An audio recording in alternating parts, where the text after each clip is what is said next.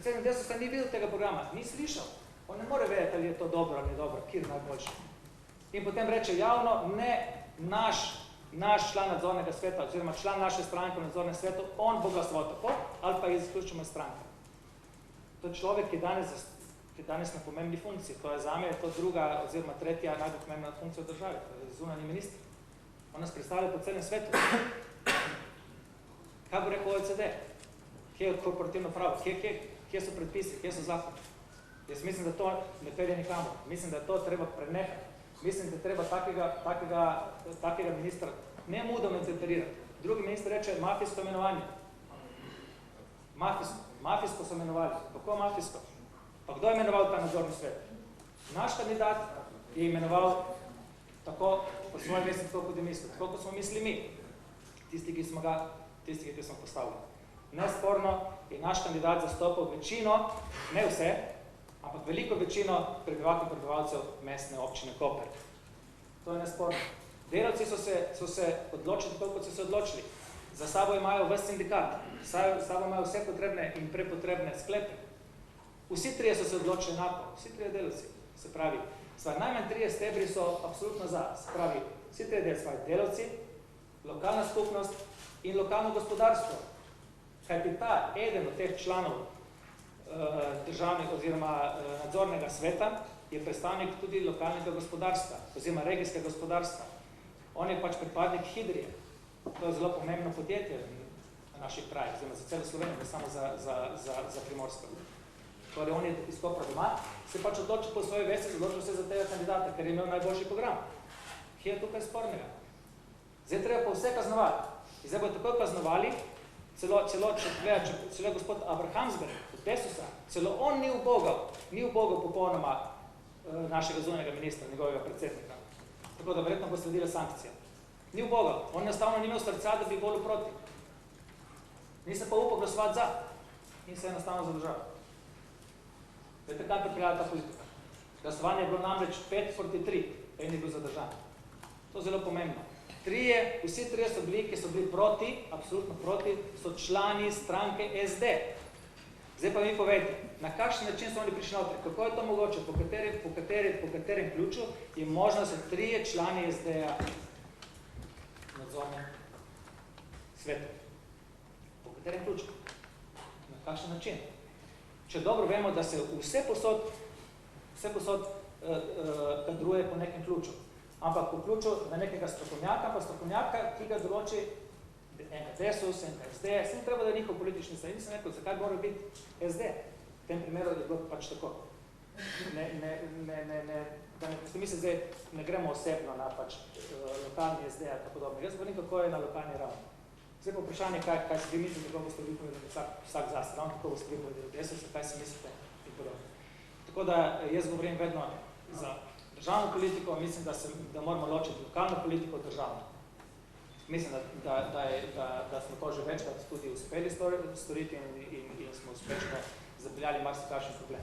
To je za našo občino zelo velik problem, pomemben reč problem in mislim, da je prav, da spravimo stvari enkrat na svoje mesto in tudi zdaj pri tem imenovanju bomo lahko videli, kaj stoji v zadnje. Ker jaz sem pripričan, da za tem imenovanjem ne stoji politika, ne stojijo tisti, direktno tisti, ki so bili izvoljeni od ljudi.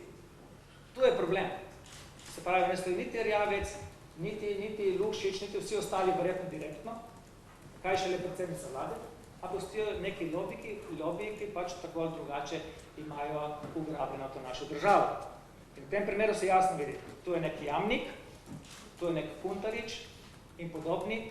Vemo, da prvih 12 let je obvladoval gospod Golobič vse. To je javna tajna, to vemo vsi, to je valjda že jasno. Od takrat naprej je ta Jamnik prevzel, spet z istim ozadjem in se pač to pelje naprej. Vrš čas se nam hočejo prodati Luko Koper. Sami veste, da se borimo vrš čas proti prodaji Luko Koper. Hotele prodati že takrat v Janševi vladi, hotele prodati potem Pahor, z njegovo vlado in tako naprej. In očitno se zdaj spet pelje v tej smeri. Mi enostavno Luko Koper nočemo prodati. To je več kot jasno, zakaj bi prodali kokoške nose zlate jajce. Zakaj bi prodali nekomu tujcu, da recimo kot smo prodali pristranske novice. Pristranske novice smo prodali Nemcem. In zdaj nemški tajkun je lastnik pristranskih novic. Pač, to je nenormalno. Mi se borimo proti slovenskim tajkunom, kao, navideznim, nekateri so tudi res.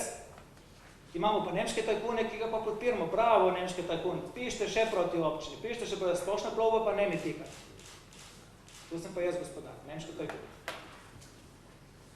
In pristranske novice še vedno Primorci pridno kupujemo. To je sramotno. Treba jasno povedati.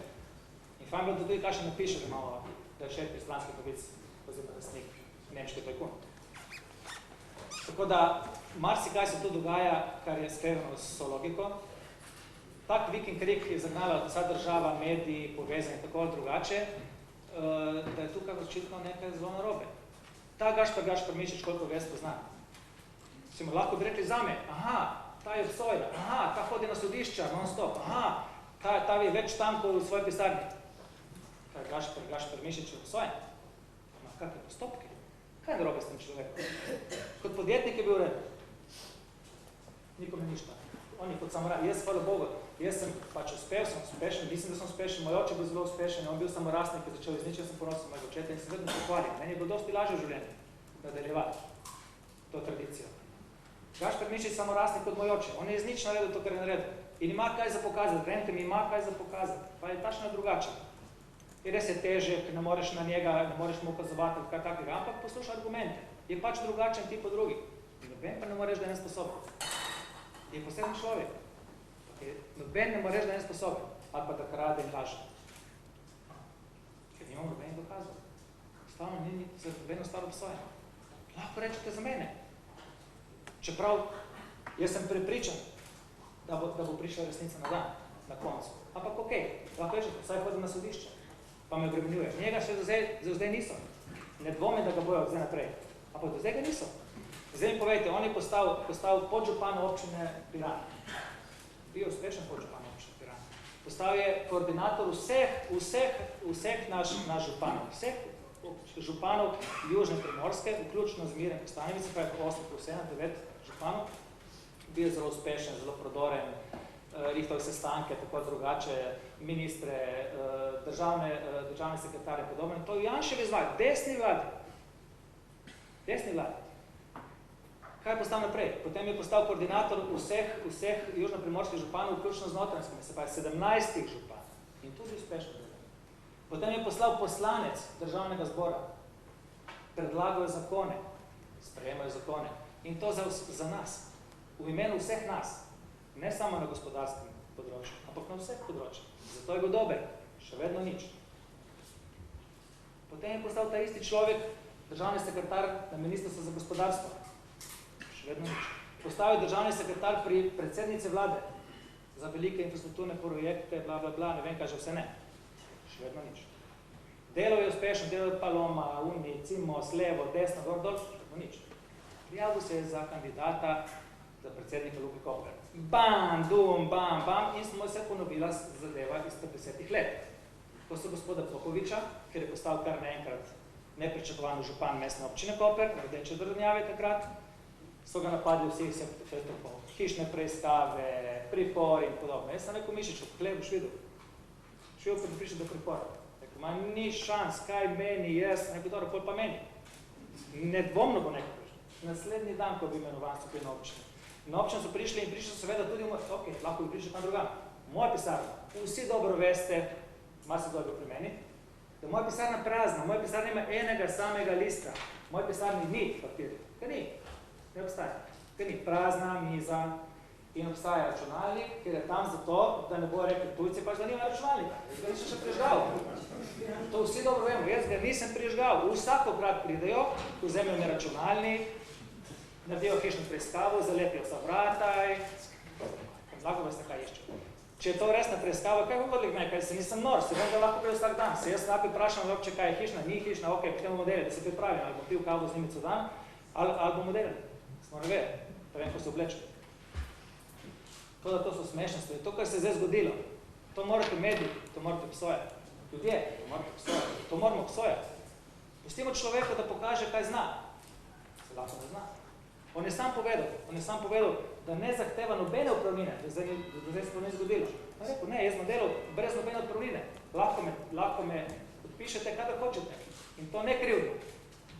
Se pravi, če se samo mi odločimo, oziroma naša nadzornica, ga že ni več.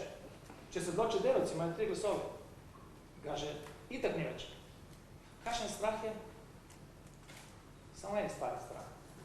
Strah je, kaj bo gospod Mišič, ki ga nihče ne obvlada, razkril. Tu je to. Samo tukaj. In jaz, ko ga poznam, bo razkril marsikaj. Vi poznate njegovo zgodovino, pa veste, da je že kar razkril. In še razkril. In to se zgodilo. In to treba preprečiti.